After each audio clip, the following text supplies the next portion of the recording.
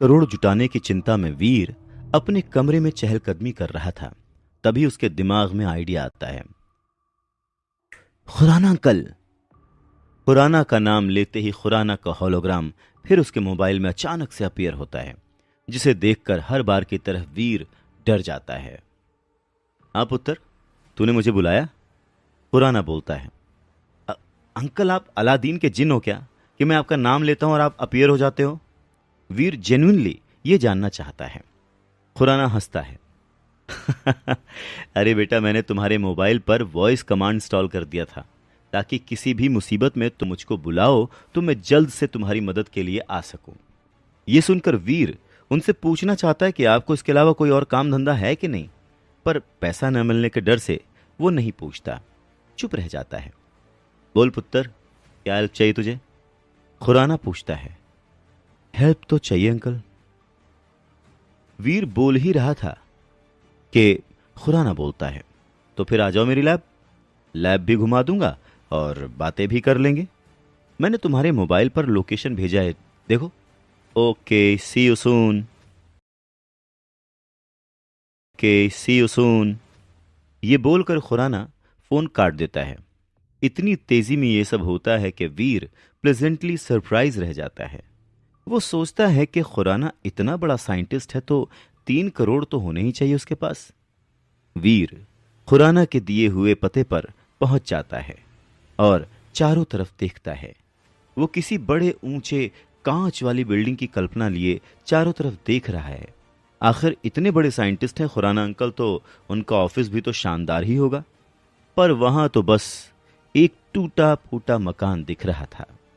वीर confuse था कि तभी उस टूटे फूटे मकान से खुराना भागता हुआ बाहर आता है। अरे पुत्र, तू आ गया। Welcome welcome welcome in my lab.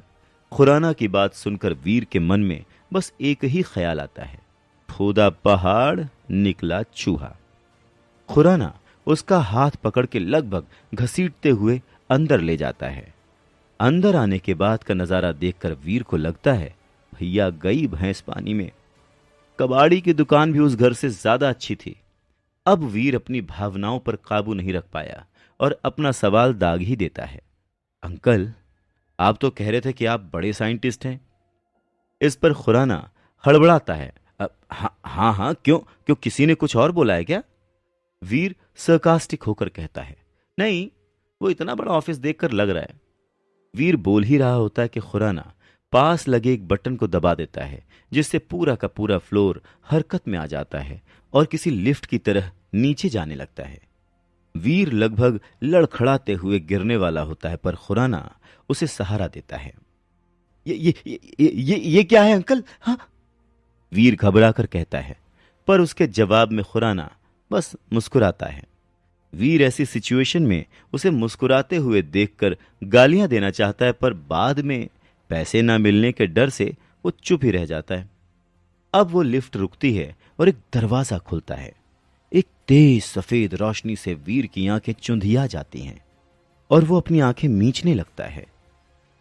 उन मींची हुई आंखों से वो जो देखता है तो बस उन्हें देखता ही रह जाता है। एक बड़ी विशाल लैब, जहां हर जगह हाईटेक मशीन्स लगी हुई हैं, बड़ी बड़ी स्क्रीन्स लगी हुई हैं जिसमें अलग अलग डेटाज और वीडियोस चल रहे हैं। बड़े बड़े ट्यूब्स में से फ्यूम्स निकल रही हैं और रोबोटिक हैंड्स अपने अपने काम में लगे हुए हैं। ये खुराना की लैब से ज्यादा आयरन मैन का वर्कशॉप लग रही। अब वो लिफ्ट रुकती है और एक दरवाजा खुलता है। एक तेज सफेद रोशनी से वीर की आंखें चुंधिया जाती हैं और वो अपनी आंखें मींचने लगता है। उन मींची हुई आंखों से वो जो देखता है तो बस उन्हें देखता ही रह जाता है। एक बड़ी विशाल लैब, जहां हर जगह हाईटेक मशीन्स लगी हुई हैं, बड़ी बड़ी स्क्रीन्स लगी हुई हैं जिसमें अलग अलग डेटाज और वीडियोस चल रहे हैं। बड़े बड़े ट्यूब्स में से फ्यूम्स निकल रही हैं और रोबोटिक हैंड्स अपने अपने काम में लगे हुए हैं। ये खुराना की लैब से ज्यादा आयरन मैन का वर्कशॉप लग रही थी। वीर को लगता है जैसे वो अपने सपनों की दुनिया में पहुंच गया है। वाह अंकल, ये तो तहलका है। वीर के मुंह से निकले हुए शब्दों को सुनकर खुराना ऐसे खुश होता है जैसे अपनी खूबसूरती की तारीफ सुनकर कोई लड़की खुश होती है।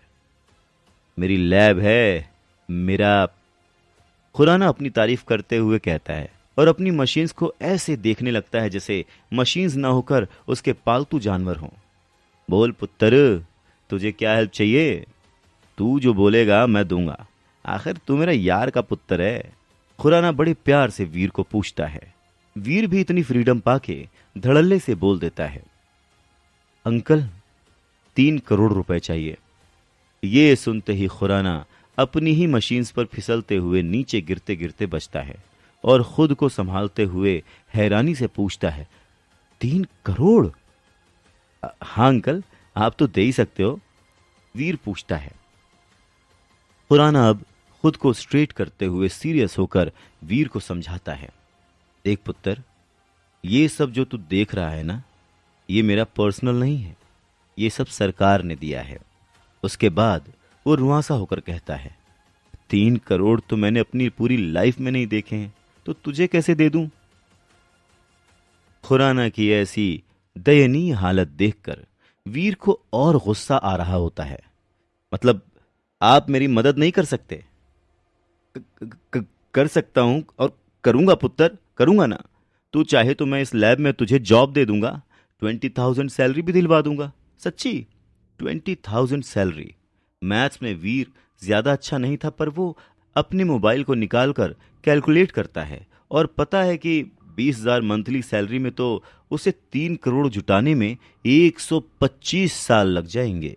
अरे अंकल, इतने दिनों में तो मेरे पोते भी बूढ़े हो जाएंगे, फिर पैसों का क्या करूंगा? खुराना मजबूर है और वीर गुस्सा। वीर वहां से जाने ही वाला